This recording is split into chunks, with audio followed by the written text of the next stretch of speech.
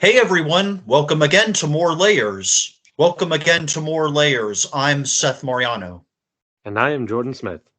We are just now coming off of our Thanksgiving holiday. The day we're recording this, it is the Sunday after Thanksgiving. Yep.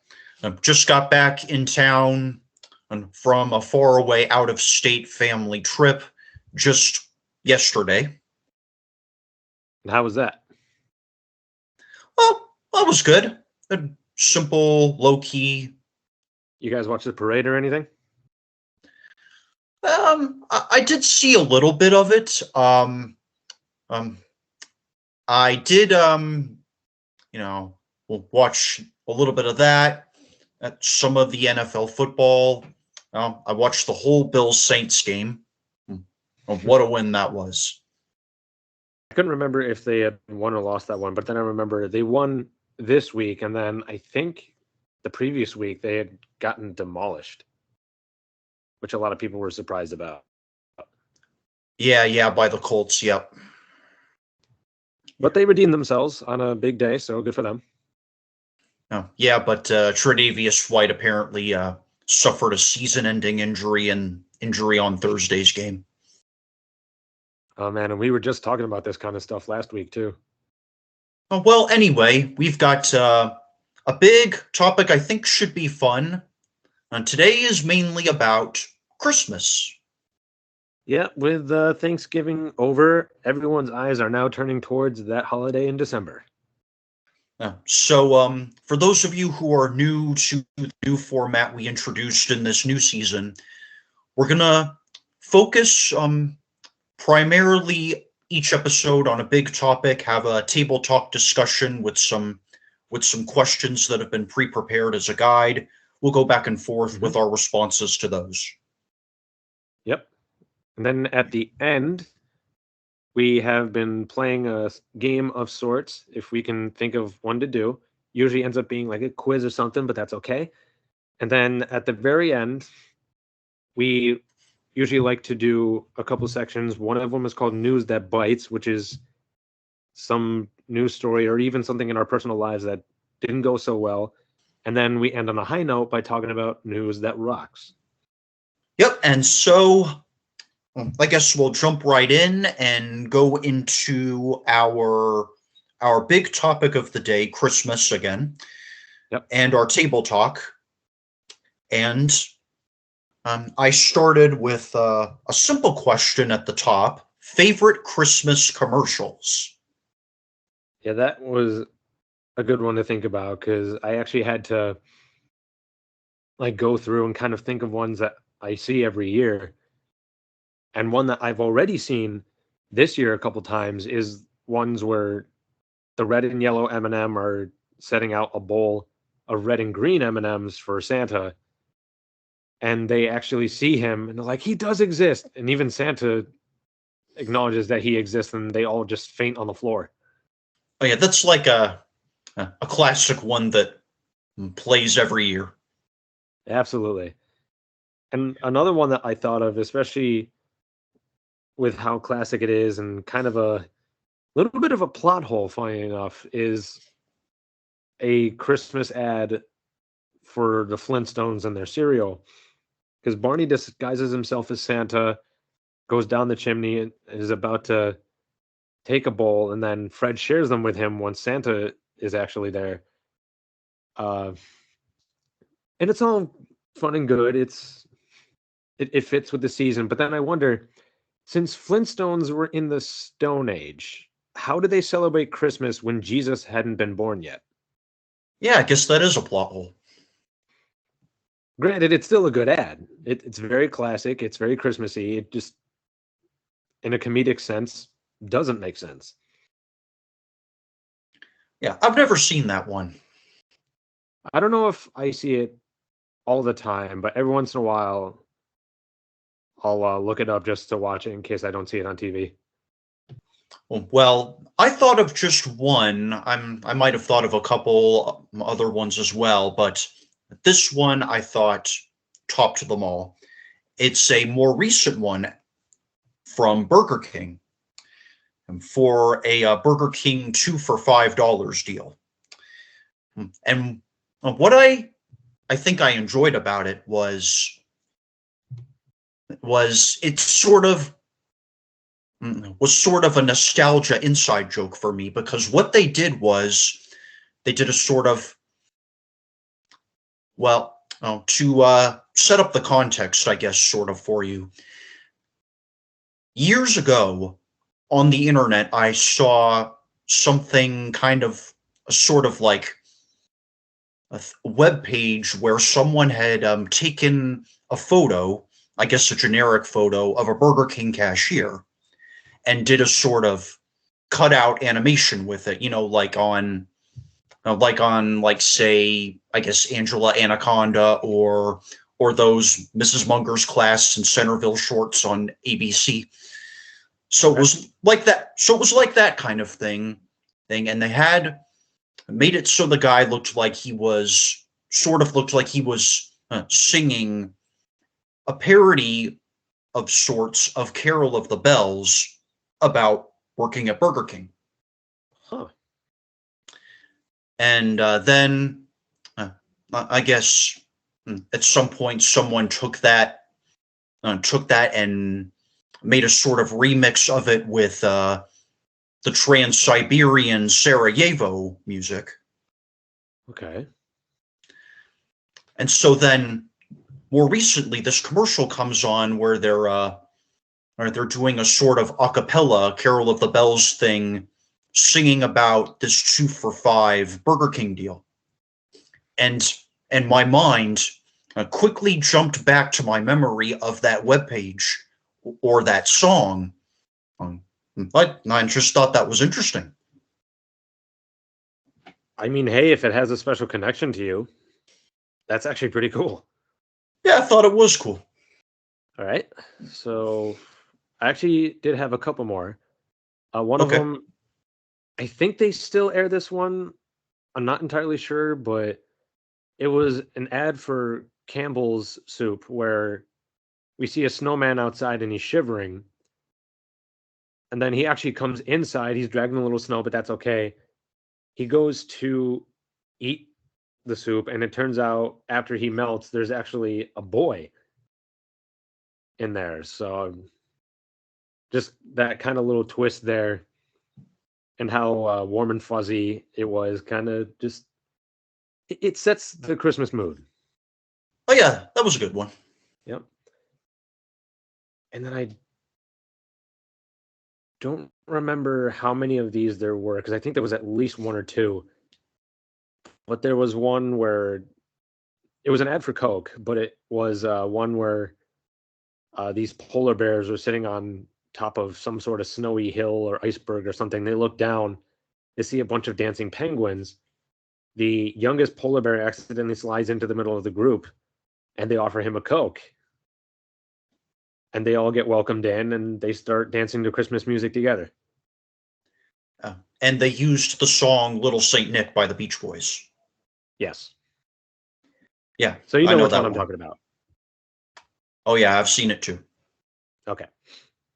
And so then the next one I wrote, also simple, similar question: favorite Christmas movies.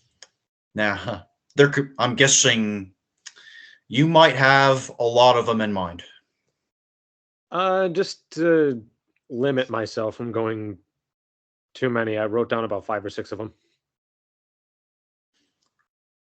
Oh yeah, sure. And I kind of jumbled these first two together because they told the same story but in different ways, and that's the original animated one and the live action Jim Carrey version of The Grinch. Both of them tell the same story, but again, the live action one kind of extends on it in its own way, but I honestly love both of them. I like the animated one.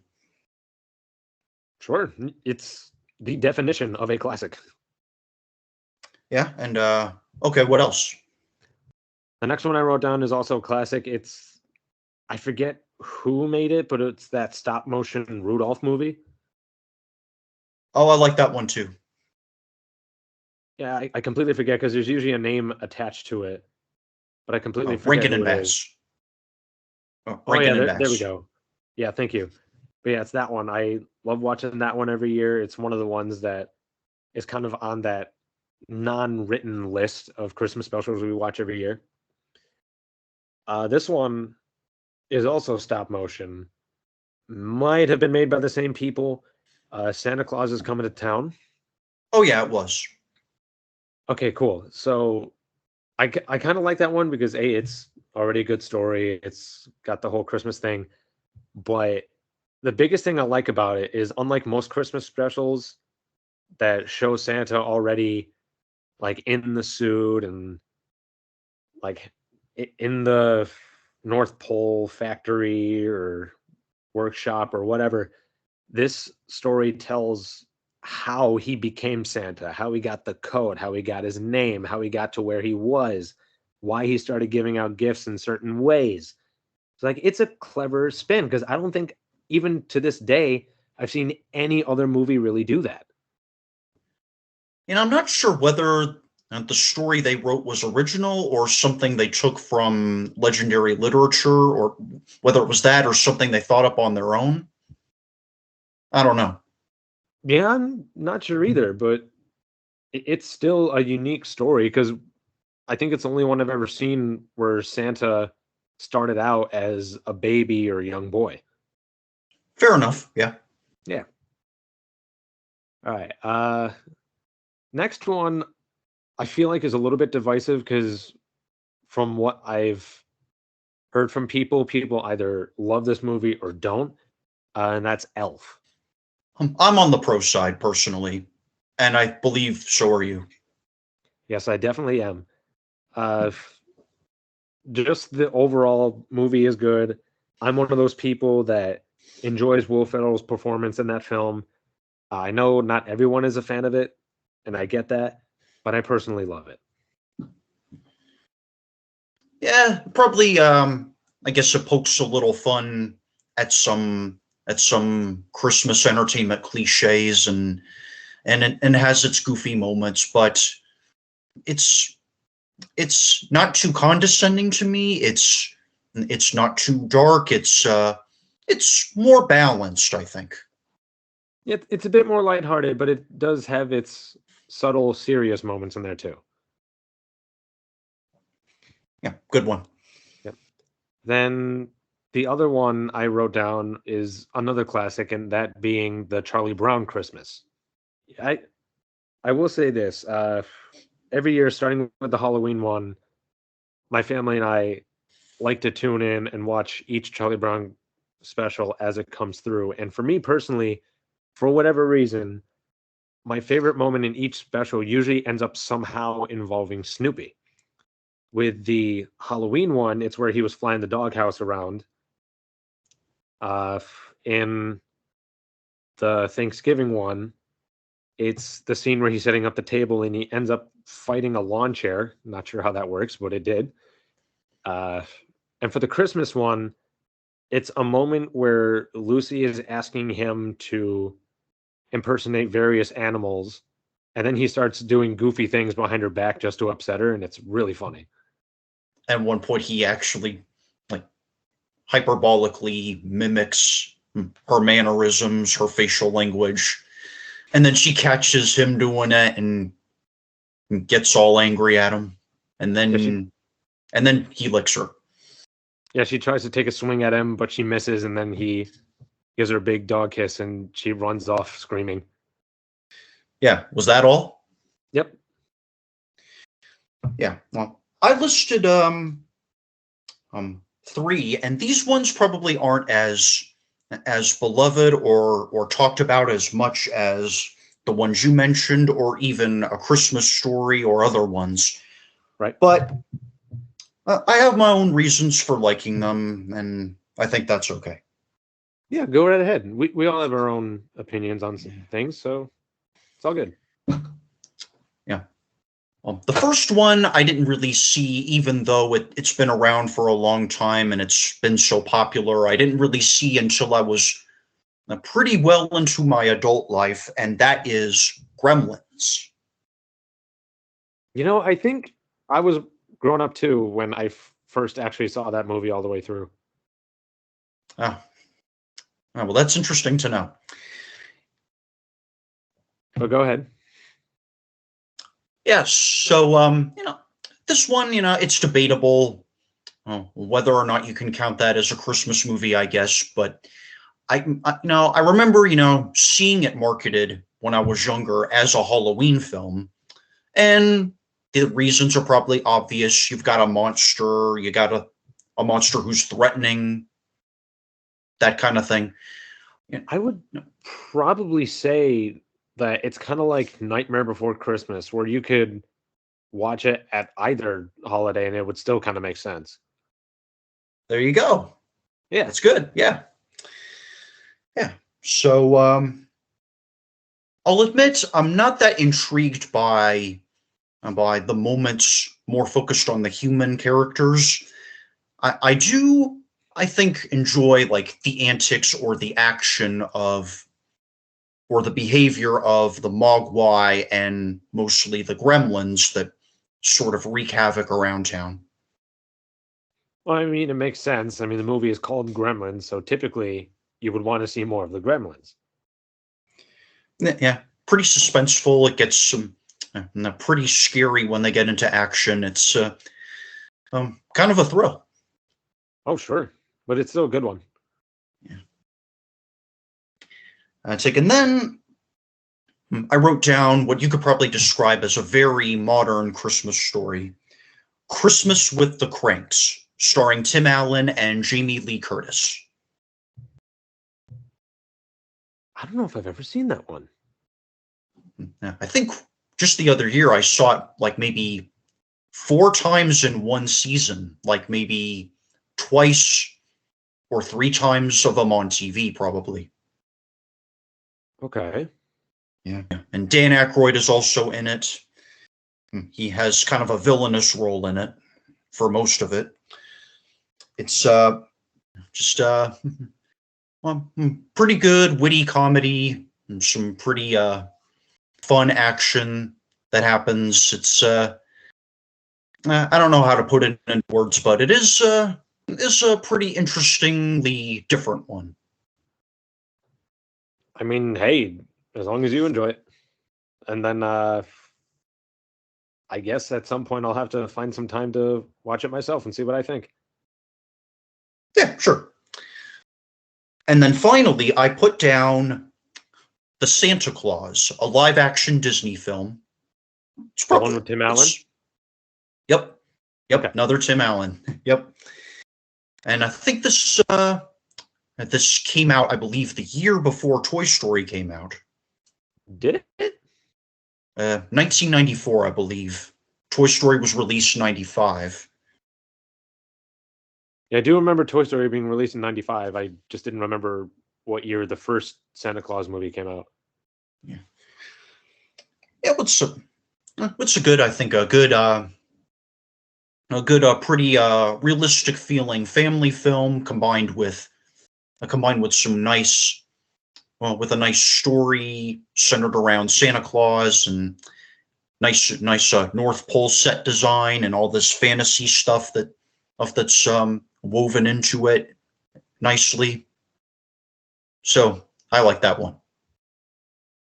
Yeah, I don't know if I've watched it. I know I have all three on DVD. I don't know if I've ever seen any of them all the way through. I'm going to have to do that this year.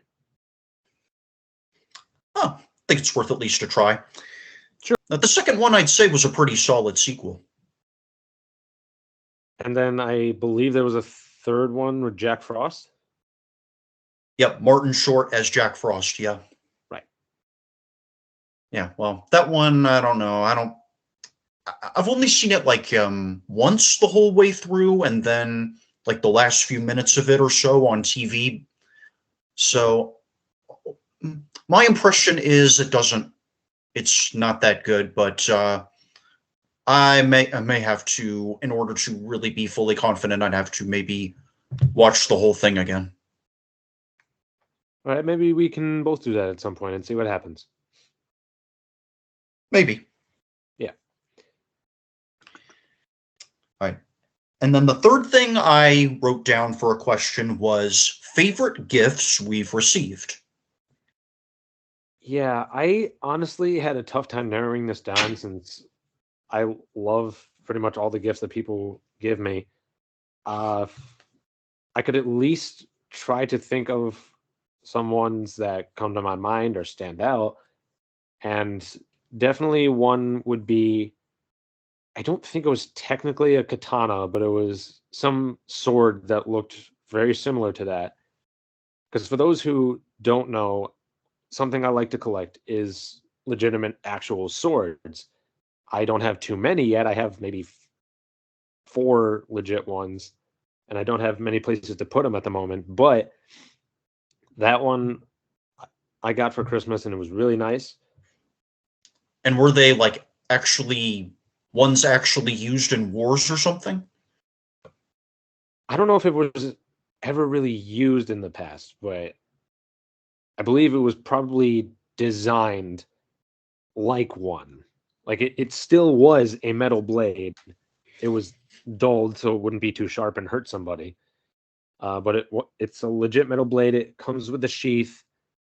Uh, the tips on the hilt of the sword and the end of the sheath were both plastic, so I don't think it's 100%. But the sword itself is still metallic, so I would probably say it counts. Um, I had to think of at least one more. I mean, pretty much anything my family and friends gets me is really nice. One more that comes to my mind, at least for now, is when my grandparents, I want to say a couple years ago now, I think, when they got me a copy of Super Smash Bros. Ultimate for the Switch. And the reason I bring this one up is because I am kind of an aspiring competitive Super Smash Bros. Player. So I try to get each version that I can so that when I go to face other actual people in legitimate competitions around the country, then I will feel a lot more prepared and I'll feel like I'll do well. And sometimes I do. And with the latest installment being this one, I am very thankful for my grandparents for getting it so that I can be as prepared as I can be for any future tournaments. Okay. Yeah. And there's certainly a lot more, but I would be here a while, even if I just had to think of them. Okay, well, I wrote down a few. A couple of them are, you could probably debate all you want to about them, whether or not these count, but they're candies. Okay. Yeah. I mean, any gift on Christmas is still a Christmas gift. So, Yeah. Well, that's something we agree on. yeah. So, pretty much every year, I get a few candies in a stocking every Christmas. And one that I had for the first time and loved a few years ago, I got a candy bar called the Reese's Outrageous Bar, which, for those who don't know, is a sort of a candy bar with some sort of peanut butter thing inside and nougat and Reese's Pieces, and it's chock full of stuff. I've heard of very different variations of Reese's. I know they had one for a while. They might still have it called Take Five. Oh yeah, yeah, I've seen those. Like, I think I saw those the other day at the Walmart.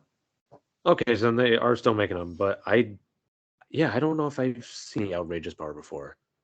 I think the candy people have been getting pretty creative. They've come up with some interesting new things. I had did you ever try the Mocha Kit Kat, the Kit Kat Duo thing? I had the duo one that was like half chocolate, half mint, which was actually pretty good. Oh yeah. Oh, I had the Mocha. That was good. And mocha's like coffee, right? Or at least Yeah, associated with it? yeah, that kind of thing. Okay.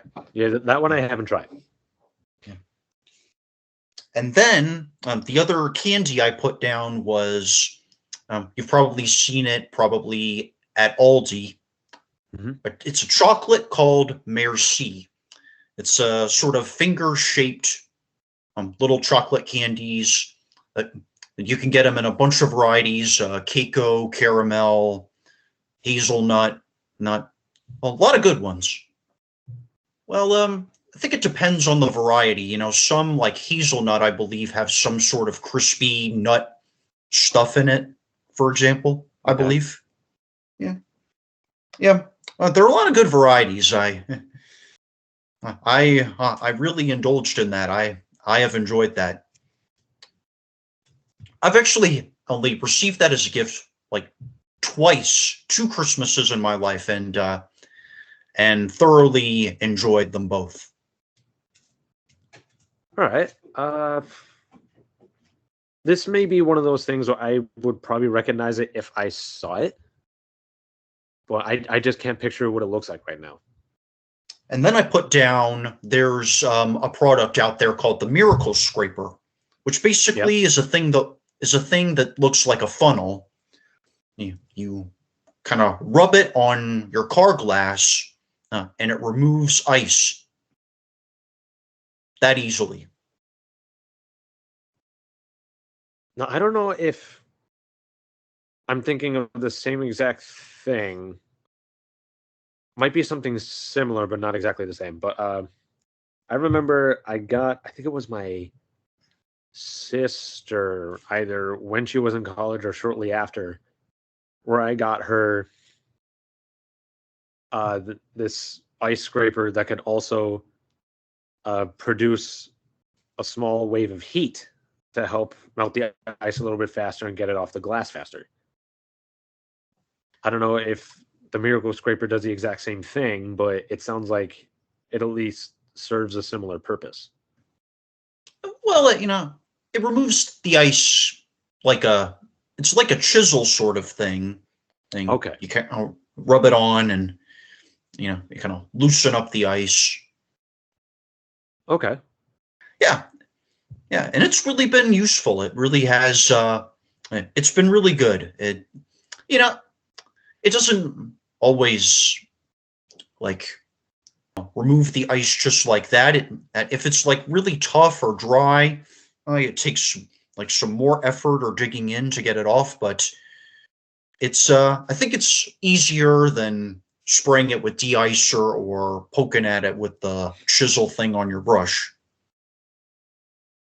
Yeah, every once in a while I have a little bit of issue with the standard scraper that usually is on the other end of the brush, but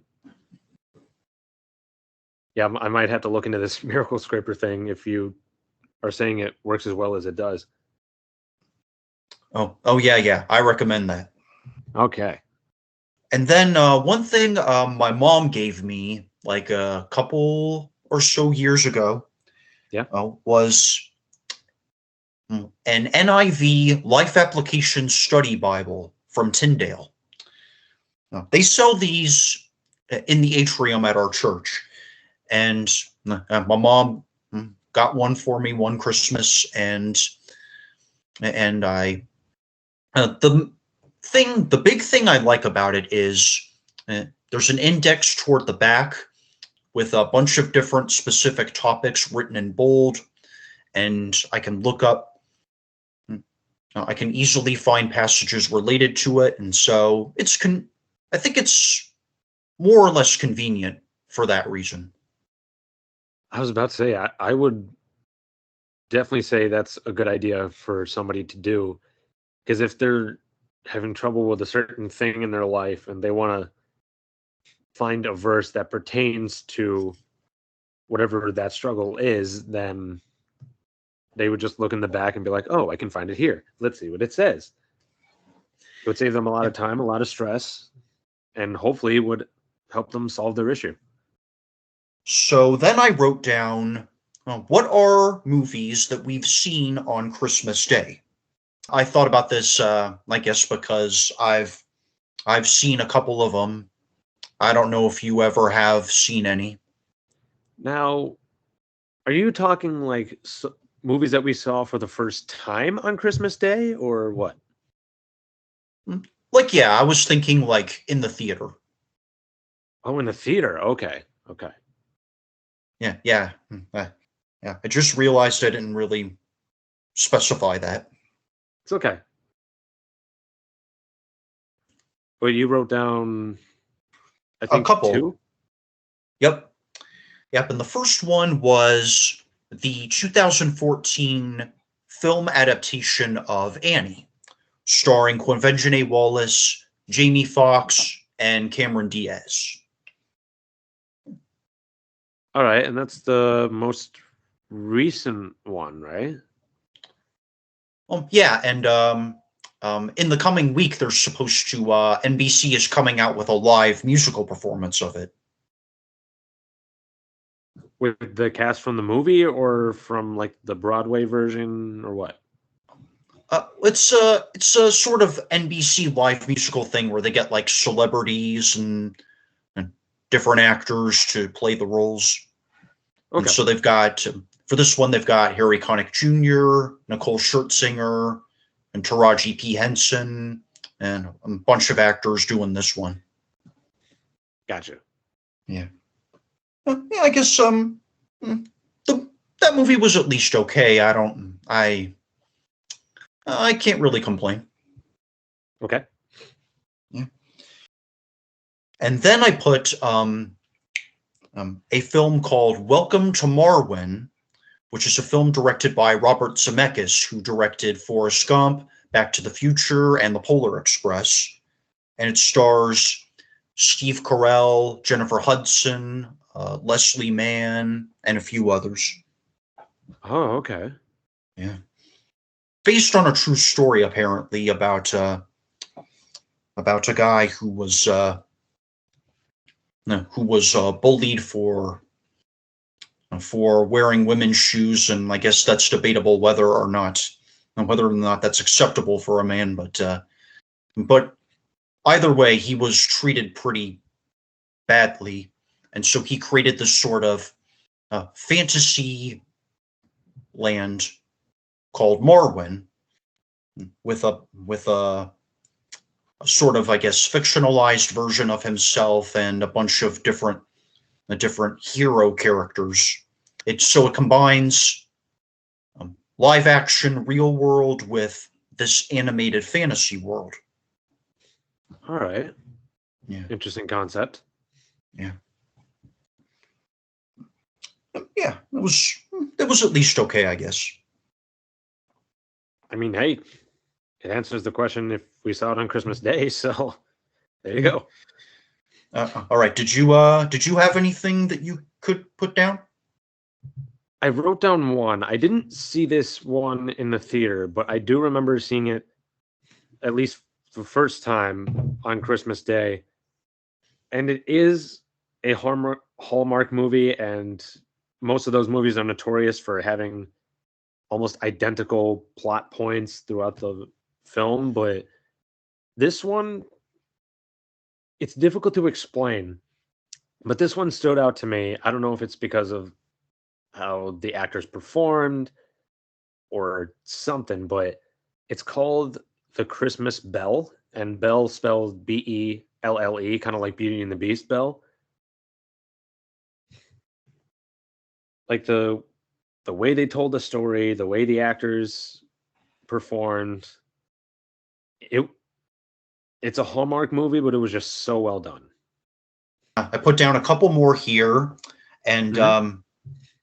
I thought this one would be interesting because there have been multiple versions of the same old classic Christmas songs, and so I wrote down what are our favorite versions of certain Christmas songs, like Yep. classic songs like "The First Noel," "Jingle Bells," whatever.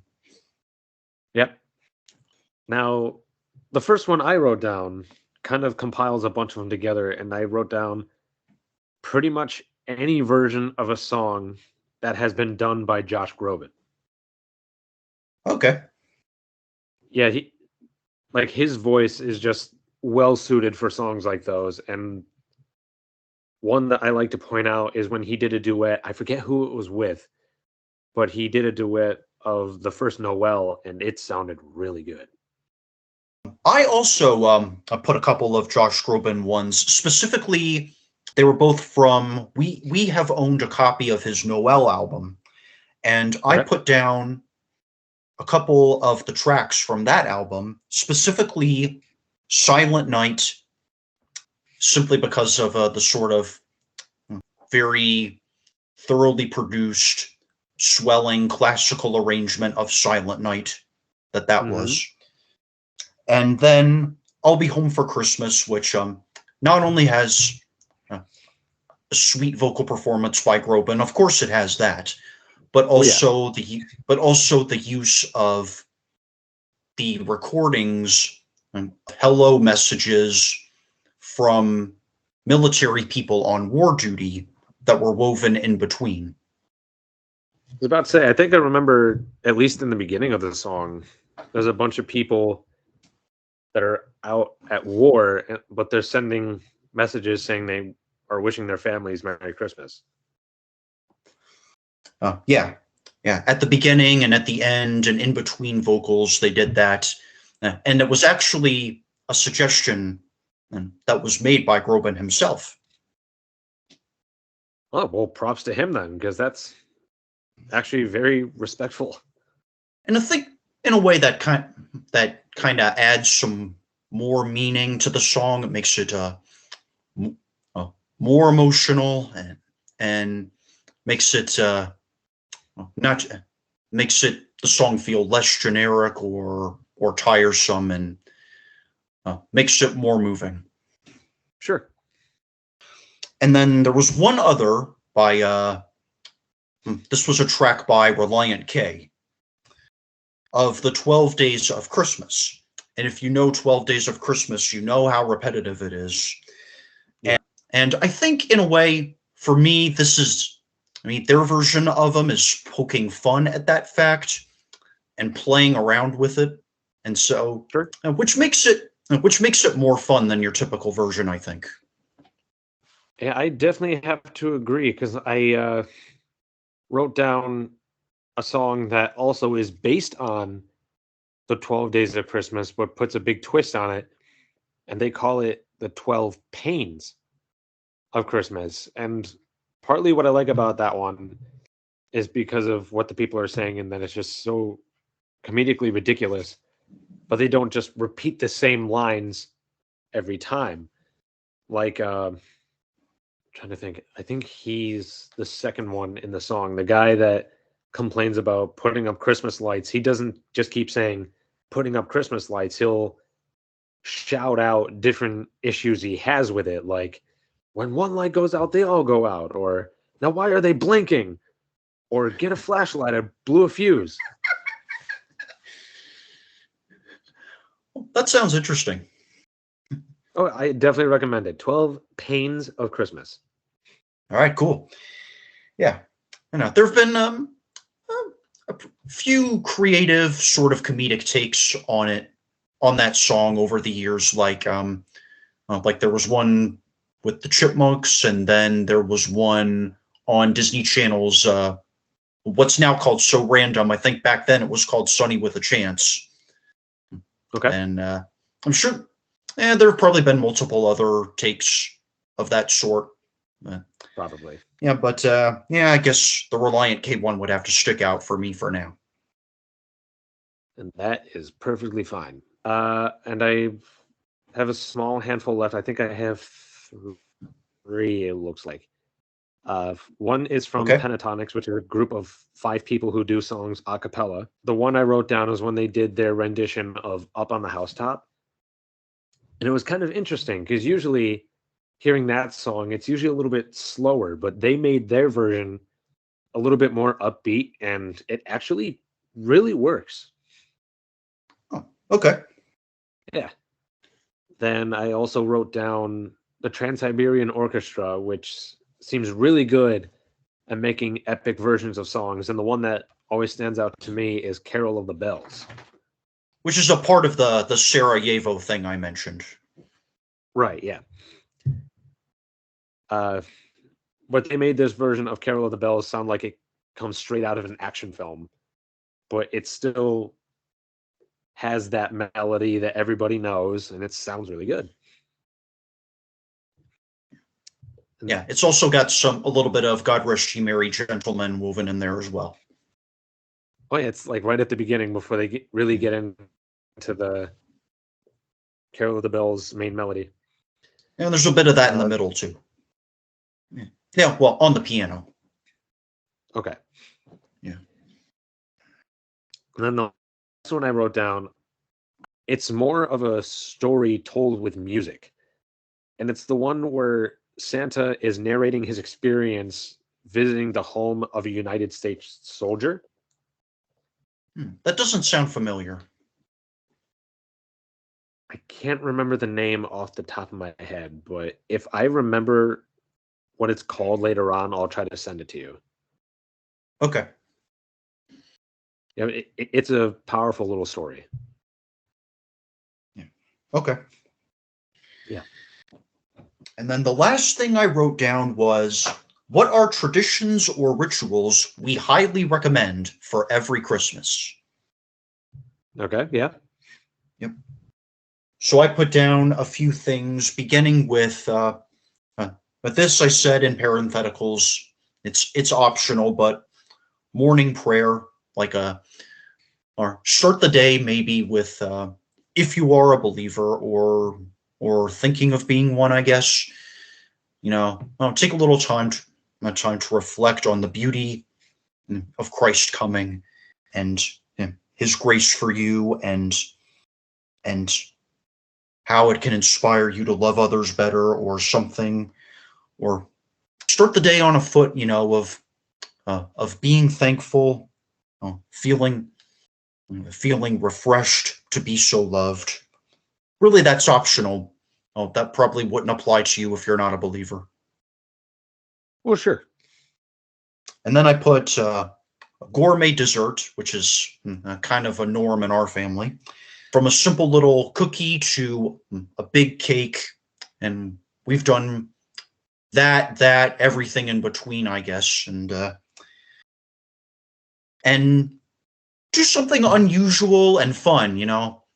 Make it interesting. Get creative or have some fun. All right, what did you say? A couple of things I said was making cookies, which most people do, but my family usually likes to customize some of them to make them look unique. Like the standard gingerbread shape, I usually do at least one where I fold the arms in to make it look like it's praying. We usually morph the dough into different shapes. Like I usually try to make one that looks like a sword, or if we have a snowman one, we might try to flip it upside down to make it look like Megamind. And those are just a small handful of ones that we do. One thing that my mom and I at least like to do, I don't know about too many people in our family otherwise that does this, but during the Charlie Brown Christmas special, when Charlie Brown is trying to get the show going and they keep playing the wrong music and dancing to it, my mom and I like to dance to the same song just to be funny. So that's kind of a traditional thing that she and I do. So when the kids start dancing, that's you guys' cue to get in there and dance. Yep. All right. And this last one that I wrote down is another thing my mom and I like to do. It's pretty much a Hallmark movie drinking game. Now, as a disclaimer, if we ever do a quote unquote drinking game, we don't use alcohol. We usually only use something like water or juice or something. But we like to do it with Christmas movies because, again, they follow a lot of the same plot points, like take a drink of water every time a rich person has to go to a small town, or take a drink every time there's somebody in the story that tries to sabotage the main character's relationship in some way, or something along that line. I'll maybe just take a couple shots of moonshine and say, all right, that's it. We're switching. Yeah, there you go. All right. And so for the past couple episodes, we've been immediately following the big topic portion up with a portion for game time. Now, I didn't think of any games. I don't know if Jordan has anything. Do you? I have a Christmas themed quiz that I found. Okay. I didn't come up with any of these questions myself, but no problem. I did write them down. All right. So if you want to do that. Yeah. Okay. So some of these might be a little bit easier than others. First one, what is Scrooge's first name? Ebenezer. Yeah, there you go. I know some people kind of actually struggle with that one first for whatever reason, because a lot of people just call him Scrooge. Okay, let's see. What other ones do they have? In which city does Miracle on 34th Street take place?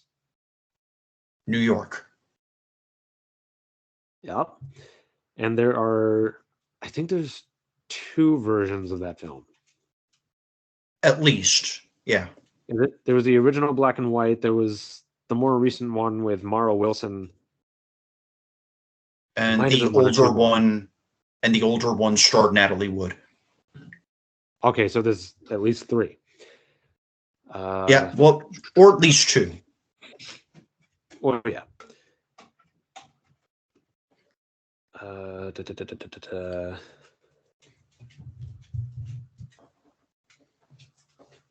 So have you heard of? I'm assuming you have, but I'm just doing this also for the people that are listening. Do you know what the word Advent means? Like in Advent calendars or something? Like the month leading up to Christmas or something? Something like that? Like the word Advent apparently means coming.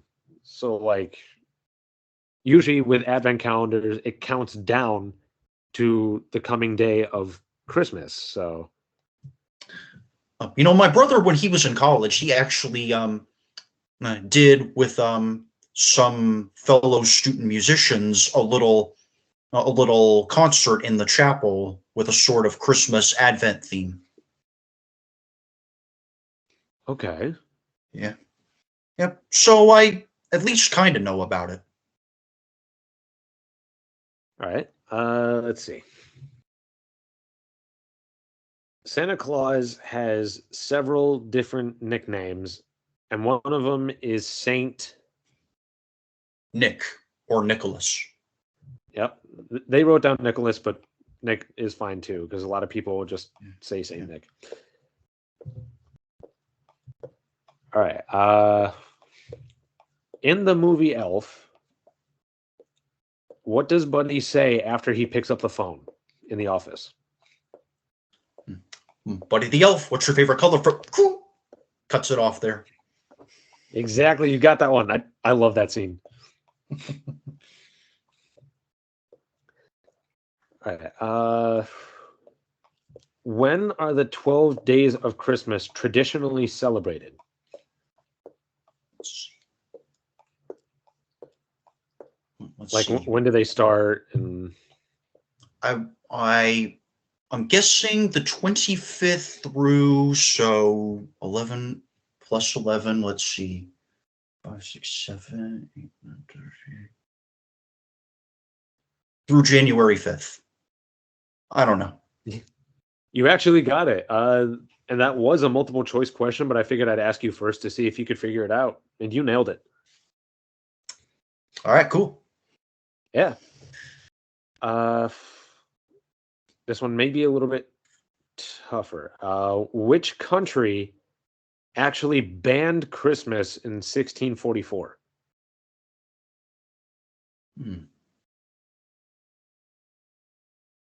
I'm going to say this just because, as far as I know, it's the one country in Europe that didn't predominantly go along with the Protestant Reformation. For that reason, I'm going to say Italy. You're not too far off, but apparently, according to the website I found, it was England. Okay. Yeah. So you were in the right general area. Yeah. All right. Next one. In what year was the Christmas card invented? Now, the three options are 1834, 1852, and 1901.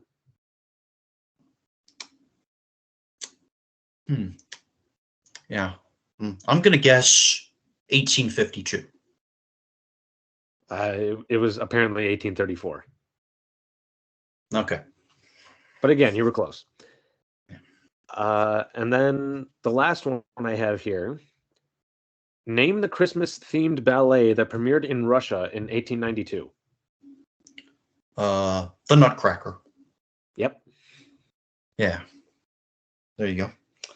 Yep, and that was the last one that they had. Okay. All right. And as Jordan mentioned, we have a tradition of talking about news that bites and news that rocks. I didn't have anything that bites this time, but did you?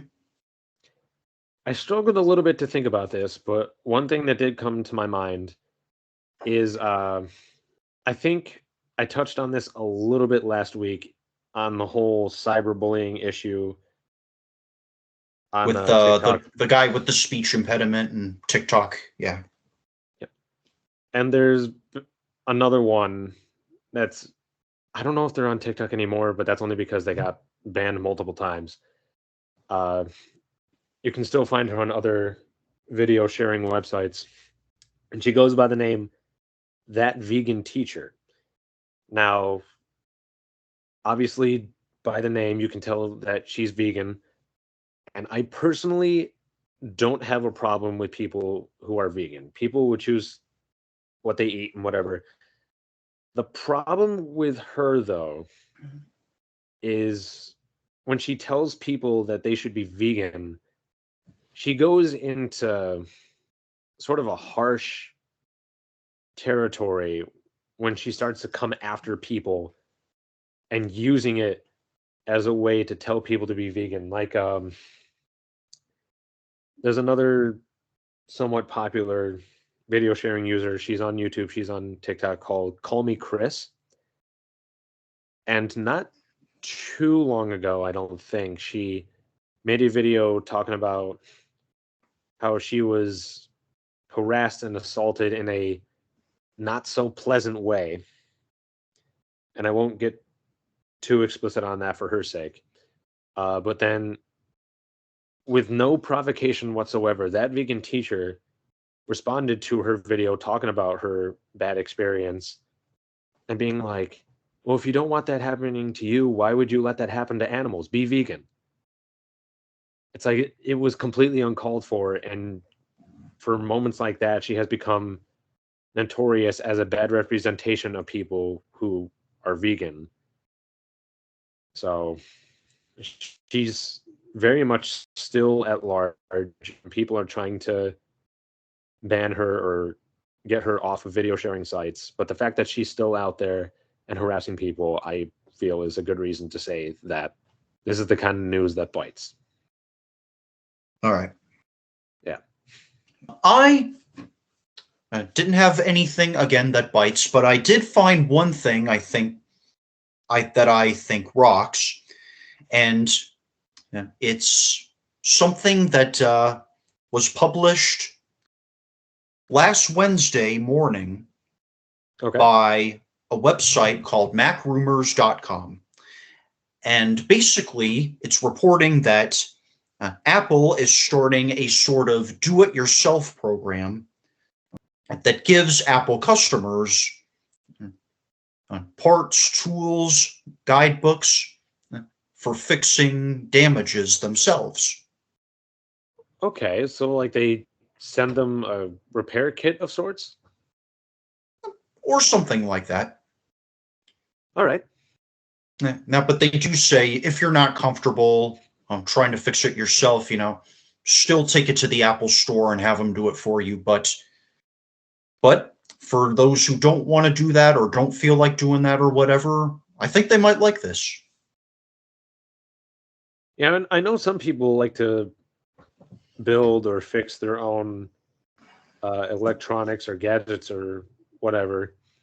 So that would actually be a nice touch for people that actually want to do it themselves, instead of having to pay every time their phone breaks down or something.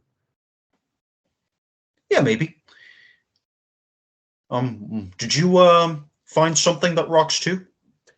I did, and this didn't happen within the last week per se. It was more like a couple weeks ago at this point, almost a couple weeks ago now anyway.